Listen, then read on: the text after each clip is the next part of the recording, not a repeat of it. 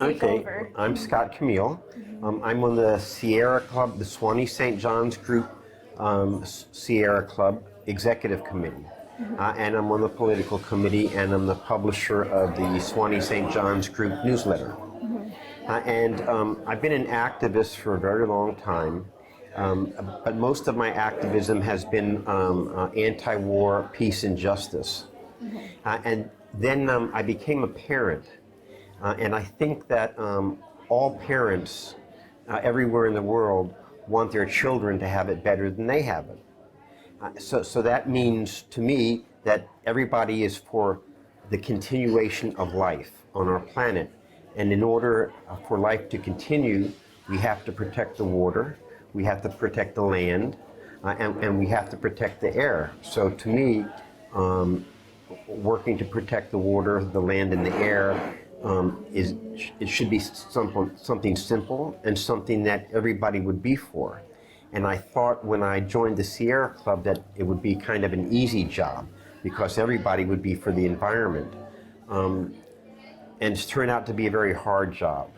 And a lot of people see the environment only as a means of making money. And they don't care whether they hurt species, animals or plants.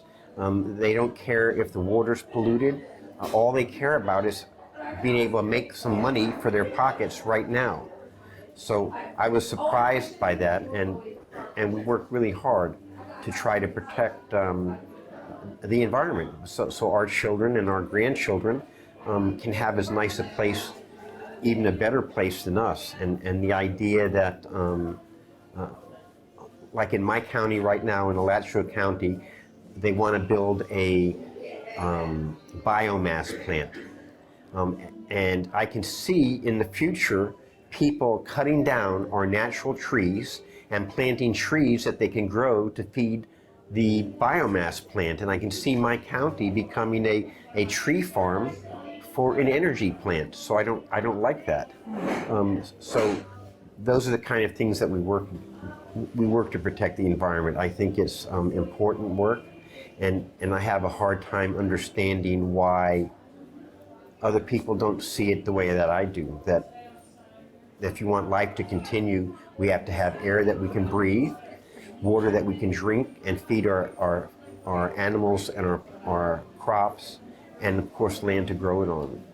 And here in Florida, we work really hard, and we're fighting to protect the water.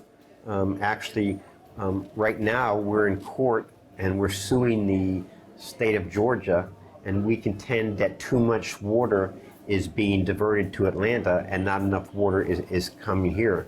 And of course, with the constant growth,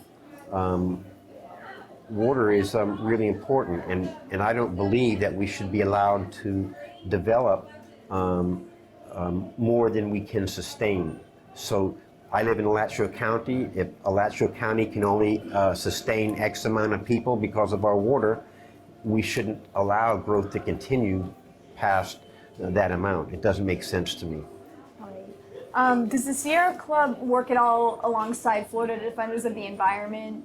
Yes, actually we have Christina Jackson, who was on our executive committee, was also on the committee of Florida Defenders of the Environment. Okay. And of course saving, restoring where Rodman Dam is, getting rid of it and restoring the water is something that we have fought for a long time. And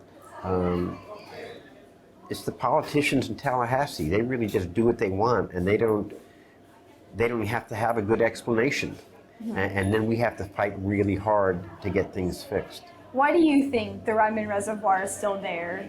Because FDE is a relatively powerful, along with the Sierra Club, they halted the Cross Florida Barge Canal, and yet this reservoir still stands. Because it's the amount of power that we have, that our legislators have, and we had a state senator named Kirkpatrick, and actually we call it Dam Patrick. Yes. And all it takes is one powerful person like that, and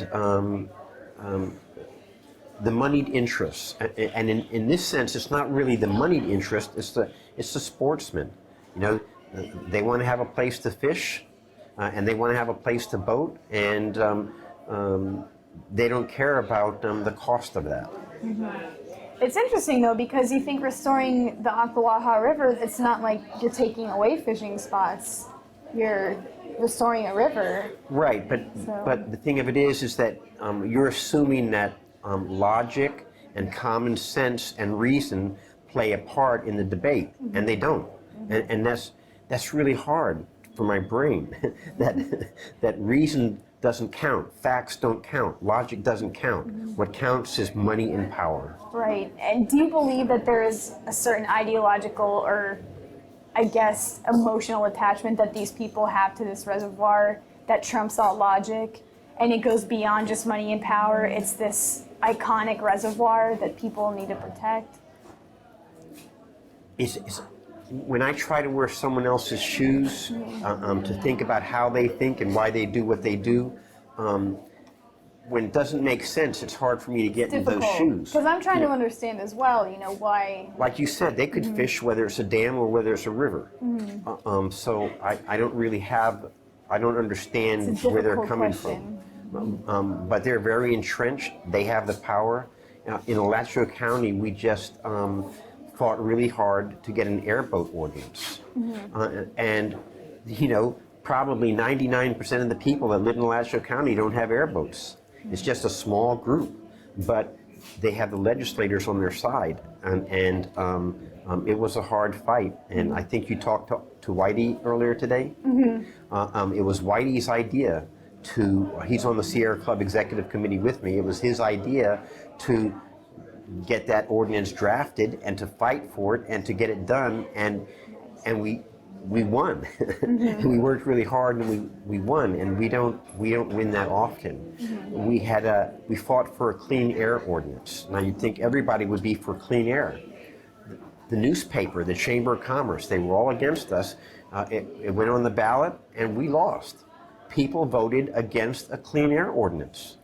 How could that, how am I supposed to explain the logic of that? You know, it's just hard to understand. Like those people that were against it, I'm sure they have children, I'm sure they have grandchildren, I'm sure they want their children and grandchildren to have a happy life. Why would they poison the air? So it's more work than I expected, but I really like the people that I work with. That's great.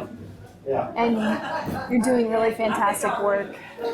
Hopefully in the future, I think the Ryman Reservoir issue just seems like a war of attrition, and it's just going to take time.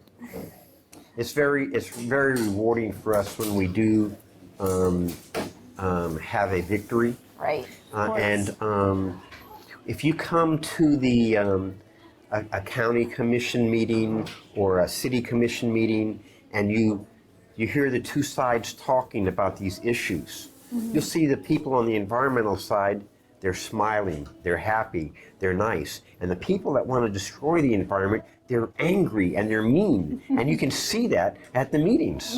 That's really funny. That's interesting. Well, thank you so much. Thank you so much. Speaking with us. I think it's wonderful that the Samuel Proctor Oral History Project, like I know about it because I live in Gainesville. But when I came here and saw it, I thought, wow, Paul really gets around. Oh yeah, we try. So thank you so much. Thank you.